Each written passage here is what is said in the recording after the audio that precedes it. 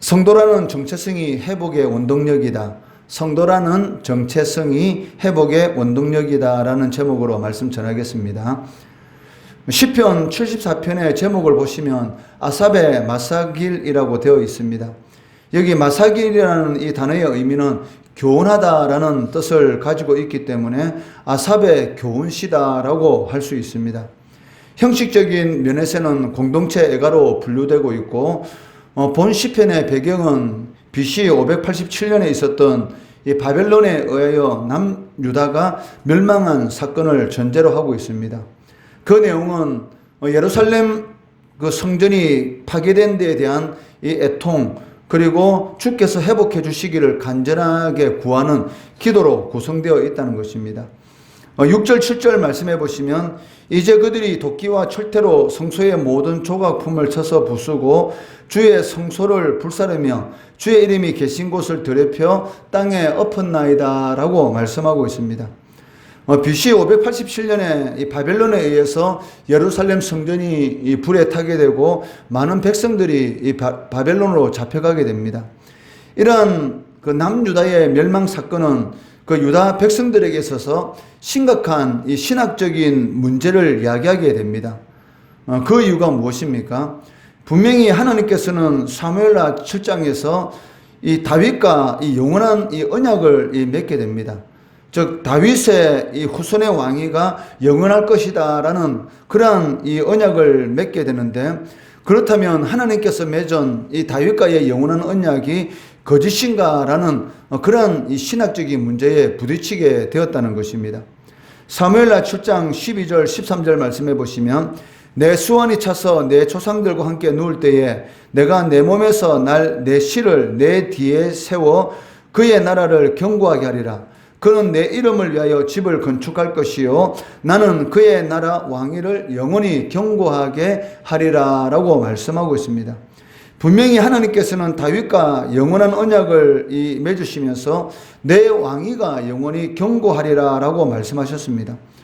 그런데 이 약속과는 전혀 다르게 그 이방 나라인 이 바벨론에 의해서 이 다윗의 왕위뿐만이 아니라 하나님의 임재의 장소인 예루살렘 성전까지 불에 타게 되고 하나님의 백성들까지 바벨론으로 끌려가는 이 고통을 당하였다는 것입니다.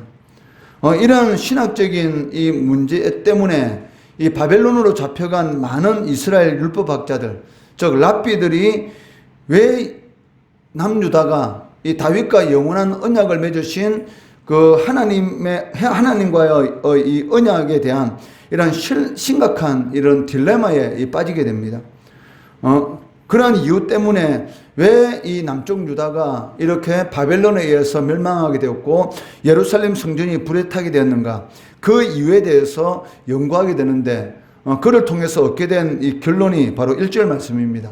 그 1절 말씀해 보시면 하나님이여 주께서 어찌하여 우리를 영원히 버리시나이까? 어찌하여 주께서 기르시는 양을 향하여 진노의 연기를 뿜으시나이까? 라고 기록하고 있습니다. 하나님께서 이방 나라인 이 바벨론에 그 이스라엘 이 백성들을 넘기셨다. 즉 하나님께서 바벨론을 진노의 도구로 사용하셨기 때문에 바로 그 이스라엘이 이 바벨론에 의해서 이 포로가 되고 또 이 하나님의 이 백성이 망하게 되었다라는 그러한 이 결론을 얻게 되었다는 것이죠. 즉 하나님께서 이 허락하지 않았다면, 하나님께서 이 바벨론을 그 이스라엘 백성들에 대한 징계의 도구로 사용하지 않으셨다면 그 이스라엘이 이 이방 나라에서 멸망하지 않았을 것이다. 즉 이방 나라가 이스라엘을 멸망시킬 수 없었다라는 그러한 이 결론을 얻게 되었다는 것이죠. 그렇다면 이 예루살렘 성전이 불에 타고 이스라엘 왕과 백성들이 이 바벨론으로 끌려가는 그 치욕을 당한 그 이유가 무엇인가? 그것은 궁극적으로 하나님의 백성들이 하나님의 말씀대로 살지 않고 우상 숭배의 죄를 저지르고 지도층들이 사회의 이 약자들을 착취하는 그러한 이 하나님의 공의와 정의가 이 땅에 떨어지는 그러한 죄를 저질렀기 때문에 이처럼 이 바벨론에 의해서 이 남유다가 멸망하게 되었다라는 그러한 사실을 깨닫게 되었다는 것입니다. 이스라엘 백성들이 얼마나 이 우상 숭배를 심하게 했는가에 대해서는 그 에스겔서에 보면 잘 기록되어 있습니다. 에스겔서 8장 6절에서 11절 말씀해 보시면 이렇게 기록되어 있습니다. 그가 또 내게 이르시되 인자야, 이스라엘 족속이 행하는 일을 보느냐? 그들이 여기에서 크게 가증한 일을 행하여 나로 내 성소를 멀리 떠나게 하느니라. 너는 다시 다른 큰 가증한 일을 보리라 하시더라. 그가 나를 이끌고 뜰문에 이르시기를 내가 본 적 담에 구멍이 있더라. 그가 내게 이르시되 인자여, 너는 이 담을 헐라 하시기로 내가 그 담을 허니 한 문이 있더라. 또 내게 이르시되 들어가서 그들이 거기에서 행하는 가증하고 악한 일을 보라 하시기로 내가 들어가 보니 각양 곤충과 각양 짐승과 이스라엘 족속의 모든 우상을 그 사방벽에 그렸고 이스라엘 족속의 장로 중 70명이 그 앞에 섰으며 사반의 아들 야사나도 그 가운데에 섰고 각기 손에 향로를 들었는데 향연이 구름같이 오르더라라고 기록되어 있다는 것입니다. 즉 이스라엘 백성들의 지도층인 이 장로들이 그 성전 안에 이 방에서 이 애굽 민족들이 섬기는 각양 곤충과 가증한 짐승, 즉 이스라엘 족속들의 모든 우상을 이 벽에다 걸어놓고 그 앞에서 마치 하나님을 섬기는 것처럼 이 두 손을 모으고 이런 겸손한 마음으로 우상 앞에 이 향로를 들으면서 제사를 드리고 있었다는 것이죠. 그 가운데 사반의 아들 야사냐, 즉 사반은 이 하나님 앞에 경건한 사람으로 이렇게 이스라엘 역사에 기록되어 있는데, 그렇게 경건한 사람인 사반의 아들조차 이런 우상 숭배는 그 자리에 참여하고 있었다는 것입니다. 이처럼 이스라엘 백성들이 이 바벨론에 의해서 멸망한 그 이유가 무엇인가? 바로 이 우상 숭배의 이런 심각한 그런 우상 숭배의 죄를 저질렀을 뿐만이 아니고 하나님의 공의와 정의가 떨어지는 그런 죄를 저질렀기 때문에 결국 하나님께서 이 바벨론이라는 이런 진노의 이 도구를 사용하셔서 이스라엘 백성들을 망하게 하셨다, 즉 고통스럽게 하셨다라고 말씀하고 있습니다. 이러한 죄로 말미암아 이 바벨론에 의해서 이 고통을 당하게 되었다라는 것을 깨닫게 되고, 그 바벨론에서 이스라엘 백성들이 이 회개운동, 그리고 하나님의 말씀대로 살아가야 된다는 이 율법 준수 운동이 일어나게 되었습니다. 이러한 바벨론의 70년간의 이런 포로 생활이 있었기 때문에 이런 약 2000년이라는 나라 없이 방황하는 그러한 유대민족이 이 지구상에서 사라지지 않고 지금 어떻습니까? 이 세계 최강국인 이 미국을 좌지우지할 수 있는 그러한 이런 민족으로 세워지는 것을 볼 수가 있다는 것이죠. 이처럼 이스라엘 백성들이 그 대적에 의해서 이 성전이 불타고 이 다윗의 왕위가 끊어질 것 같은 그런 위기의 이 상황 가운데서 하나님 앞에 간절히 기도하면서 놓지 않고 붙드는 것이 있었습니다. 이스라엘 백성들이 바벨론 70년의 포로 생활, 그리고 2000년이라는 그런 나라 없이 이 세계 곳곳에 흩어져 살아가는 그런 상황 가운데서도 이 유대 민족이 이 땅에서 사라지지 않을 수 있었던 그 힘이 무엇인가? 그 궁극적인 그 원천이 무엇인가? 그것은 이 2절에 기록되어 있습니다. 2절 말씀해 보시면 예측부터 얻으시고 속량하사 주의 기업의 지파로 삼으신 주의 해중을 기억하시고 주께서 계시던 이 시온산도 생각하소서라고 말씀하고 있습니다.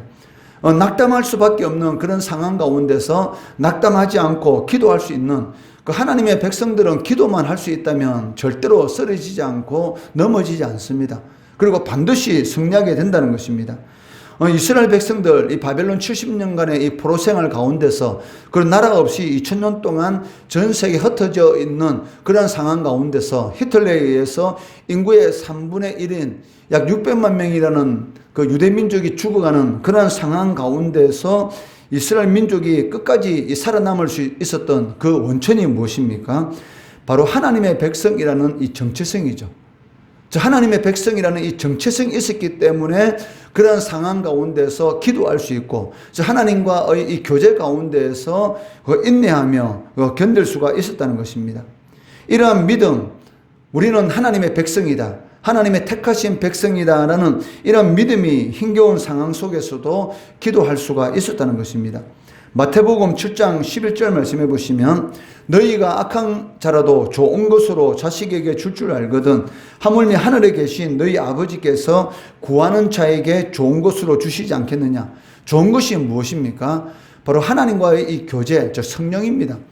즉 성령께서 하시는 일이 하나님께서 우리와 영원히 함께 하신다라는 그러한 이 의미를 나타내지 않습니까? 바로 하나님께서 우리들에게 구하는 자에게 성령을 주심으로 하나님께서 우리와 영원히 하신다. 즉 하나님의 백성이라는 정체성, 이것이 바로 어떤 상황 가운데 있을지라도 기도할 수 있는 그러한 이 은혜가 베풀어졌다는 것입니다.